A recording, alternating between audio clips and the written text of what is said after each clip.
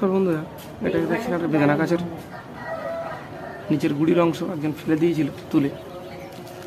তো আমি চেষ্টা করবো এটাকে বাঁচানোর, দেখি বাঁচে কিনা। তো এই মূলটা আমি নিয়ে চলে এসেছি। এবার আমার এটা যেহেতু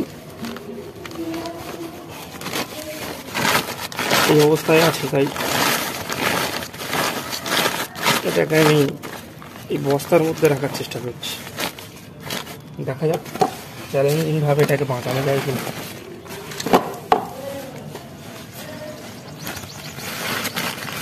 আমার তো এই নর্মাল মাটি থেকে এটা আমি, তো যদি বাঁচানো যায় দিয়ে খুব সুন্দর বেদানা বন সেই হবে।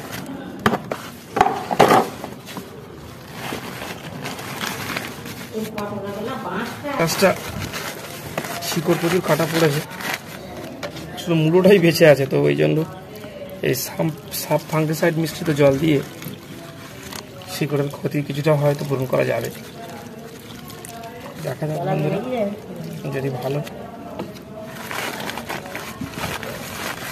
গ্রোথ আসে আপনাদেরকে দেখাবো। আর যদি মরে যায় গাছটা তাহলে আর দেখাবো না। ধন্যবাদ, ভালো থাকবেন সবাই।